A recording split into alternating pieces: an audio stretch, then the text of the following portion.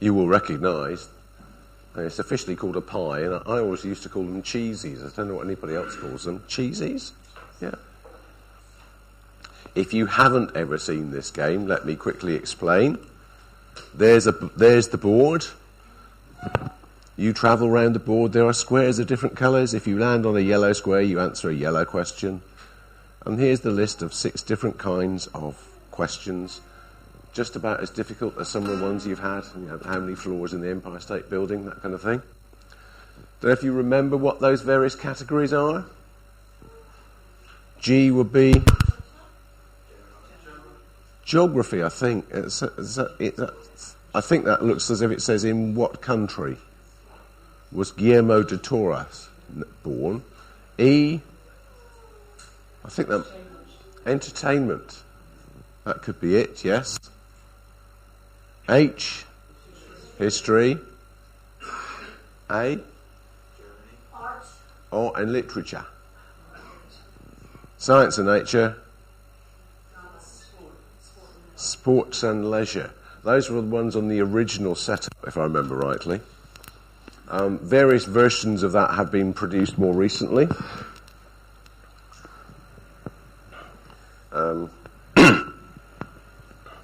They decided to merchandise it and come out with different versions. But usually those are really quite hard questions, I found. Although I was usually good at the science and nature, but I think it was always unfair because the history or arts was usually someone making reference to people I've never heard of, and I've got no idea whether they sang or wrote or painted or what. So yes, you move. There's the family edition. And you heard of this one? That's good, actually, because they've got special easier questions for the kids. So you don't have to feel quite so bad for beating them. Because they've got easier questions, it seems fair to me. And, well, yes, you move around the board and you hopefully fill up your pie with more and more cheesies. If you land on one of these sort of intersection squares like there, standard question. If you get that one right, you get the cheesy. When you got all 6 cheesies in, you go up to the centre, and your opponents pick what kind of question you're going to have. So I never got a science and nature one for the middle. It's always history. But you answer the one in the middle, and you win the game. But what's the name of the game again? It's called Trivial Pursuit. And it is trivial, really, isn't it? Because how important is it that you know all of those answers to all of those questions? I know guys are typically so much more competitive. I don't know, guys, have you ever been accused of being too competitive? Yes. I get accused of the same thing as well.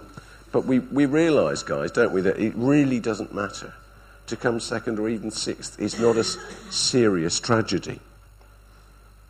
You've not been seriously shamed or let the side down just because you couldn't remember who was the 4th wife of Henry VIII, who gave the answer was the 8th wife of Henry IV.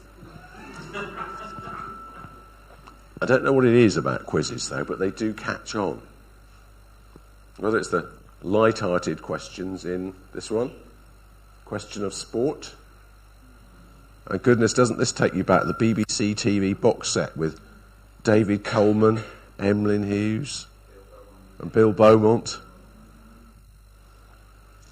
Been going for quite a while. That's a fairly light-hearted one, but there are some rather more serious ones. University Challenge, Eggheads, or the dreaded chair. Mastermind. There's that strange fascination, isn't there, of testing yourself on what you know. There was a London barrister who got every general knowledge question right. He said to him, what do you attribute that to? He said, just that. Well, that's probably true, actually, to some extent, with general knowledge. Yeah. They're only easy if you know them. But you can be I think it is on Mastermind, particularly that it's the general knowledge and people who actually, well, okay, if a barrister and you sort of is maybe answering questions on something to do with law, you expect them to get it right, but not to know yourself. but the breadth of general knowledge, those are, I must admit, I find those particularly wowed by some of those people. But still, you have to say it's a trivial pursuit, because it doesn't really matter with most of those things. They are trivial. What does it matter if you don't know the name of West Germany's first post-World War II Chancellor? Well, seriously, it doesn't matter, does it? Sorry? I thought it was Adenauer. All right, you could be right. Yes, that's right. You definitely phone a friend. Well, I can think back to games and the first Christmases, the first family Christmases I used to remember. When you got to be of a certain age, you could join in with the family game of Monopoly. And that was the original, not the sort of the jazzed-up versions that you get nowadays, although I must admit I'm tempted to see what happens on the Cornwall edition of Monopoly. Did you know you can get a Cornwall edition of Monopoly? Yeah, what's the equivalent of Mayfair? What's the fanciest place in Cornwall? Is that... Sorry? Actually, I thought it was, go back to Tucking Mill or something like that. No, it's probably something like Rock instead of Mayfair, isn't it, or something like that. So on those Christmas Day evenings, the cousins joined in around the table to travel around the board and building houses and hotels and dodging street repairs, winning second prizes in beauty competitions, trying to get out of jail free by throwing a double. You know how it goes. For what, though? I know, actually, looking back, there are warm memories of the being together as a family. I think that's actually the only significant thing that's come out of it, because, again, even winning a game of Monopoly is a trivial pursuit. You win, but so what? Now, I've got no idea what you are hoping to get Christmas 2 weeks' time today. And you want to tell me what they're hoping to get on Christmas 2 weeks' time? Peace. Right. That's unusual, Dear Mr. Claus, please can I have some peace? Anyone put in any bids, any requests for Christmas presents as yet? I've been asked to put some things on an Amazon wish list so the kids can send me things. So I spent some time doing that. But I hope that some of you who have some hopes about Christmas presents will actually get what you want on Christmas Day. But I have to say, with a load of these things too, actually, aren't they trivial pursuits, many of them? I mean, you might get some fancy new electronic devices, or you might have things to play or watch on them. And that's right, these are classics. So that's, you don't have to look down your nose at people who actually want to watch Lewis or Doctor Who or... Goodness, true. What's that one? 40 Towers down there, isn't it? Yeah. Or it could be that you want stuff for the garden, or stuff for the toolbox, or stuff for the kitchen, or stuff for the house, general decor. But isn't most of it actually, when you think about it, basically trivial? Aren't these extras, most of them, that you've survived quite well for many years without anyway? So a Batman-shaped clock might be wonderful, but isn't it really trivial, thinking about it? I know the advertisers don't want us to think in these terms, but something the Bible says is very relevant for this time of year. Godliness with contentment is great gain.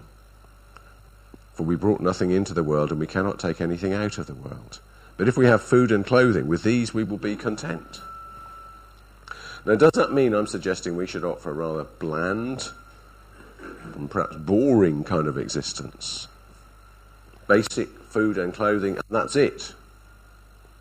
Actually, I'm reminded of that book, Ecclesiastes, back in the middle of the Old Testament. Well, you have something that rather looks if it's arguing like this. The writer there is putting himself in the position of looking back over a life of extreme affluence and money and power enough to do anything he wanted. This is how he writes. I made great works, I built houses and planted vineyards for myself. I made myself gardens and parks and planted in them all kinds of fruit trees. I made myself pools from which to water the forest of growing trees. I had also great possessions of herds and flocks, more than any who had been before me in Jerusalem. I also gathered for myself silver and gold and the treasure of kings and provinces. So I became great and surpassed all who were before me in Jerusalem. Also my wisdom remained with me, and whatever my eyes desired I did not keep from them. I kept my heart from no pleasure, for my heart found pleasure in all my toil. This was my reward for all my toil. You think that this man had it totally made. Fame, power, possessions, pleasures, all the things that nowadays people would say make for real satisfaction, if only we could get them. But here is this writer's conclusion in the next verse. Then I considered all that my hands had done, and the toil I had expended in doing, and behold, all was vanity and a striving after wind, and there was nothing to be gained under the sun. If you've been there in that book before, you might remember that phrase, under the sun. You might recognise that as a kind of a subtle key phrase for the book. It stands for doing stuff but leaving God out of the picture. Without God, the writer says, it's all meaningless. It's all trivial.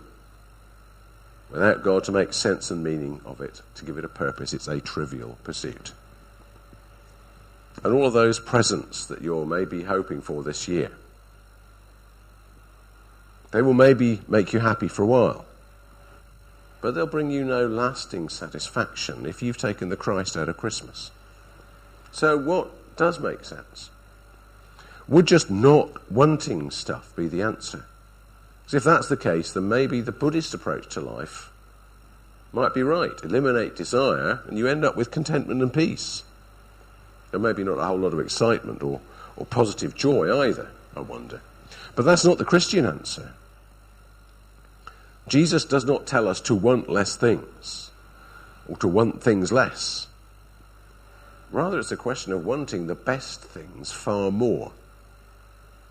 It's not to eliminate and suppress desire. It's rather to augment it, but redirect it properly. So here are some words we could do with hearing at this time of year. Both the exhausting lead up to Christmas and the flatulent wind down from it. A couple of verses from Paul to Timothy, young pastor of the church in Ephesus. Timothy, have nothing to do with irreverent, silly myths. If you've been coming on Sunday evenings to our cafe church, where we've been starting off this book, you know what in particular Paul was meaning when he says silly myths. But I think you can probably broaden this out again as well. Fairly general application. And think, just in terms of Christmas, just think of all the silly nonsense that we talk about at Christmas. Well, what I mean is there's, seriously, a guy in a red suit on a flying sleigh pulled through the sky by reindeer who don't even have wings, and there's so many places they have to visit that they probably have to travel faster than the speed of light. Okay. And then, oh, that's right, yes, Santa manages to eat a mince pie in each of these places and leave a judicious choice of crumbs to show that he's enjoyed it. And he still has to fit down chimneys, even when houses don't have them. Now, would you think that's silly myths, really? Oh, but those aren't the worst nonsenses of this Christmas season. Here is a clearly dangerous idea. You can't enjoy yourself without something alcoholic in hand. But here's something even more pernicious and subtle, far more dangerous, that we, maybe all of us, swallow too much of too easily. It's the idea that the more we have, the more happy and fulfilled we will be. Exactly the opposite of those words in that old book of Ecclesiastes, a man who did have it all and testified that it turned to sand in his mouth. So where should we be redirecting our desires? Paul has got some good advice to Timothy on this score as well. He doesn't just point out the bad to avoid, but the good to encourage. So Paul, what are we to aim for instead of those irreverent, silly myths? Rather, says Paul, train yourself for godliness. If Ecclesiastes is telling us about the folly of living with God excluded from the picture, then this is telling us to put God back in again. And Paul goes on to give some further reason for this as well. Godliness, well, you see, bodily training is of some value, but godliness is of value in every way, as it holds promise for the present life and also for the life to come. Come the new year, with all the blowout Christmas meals and extra chocolates and nuts, and you know how it goes. All of those meals will come back to bite us on our enlarged backsides. We will be tempted to think that what we need most, now that the January sales have relocated to Black Friday, so there's no point getting some retail therapy, we need some New Year's resolutions to work off those extra pounds, to get back into shape. Now, says Paul, there's something more important than that. It doesn't just last for a season. It doesn't last just through the year till next Christmas. It's putting Christ not just back into Christmas, but on the throne of your life every day of the year.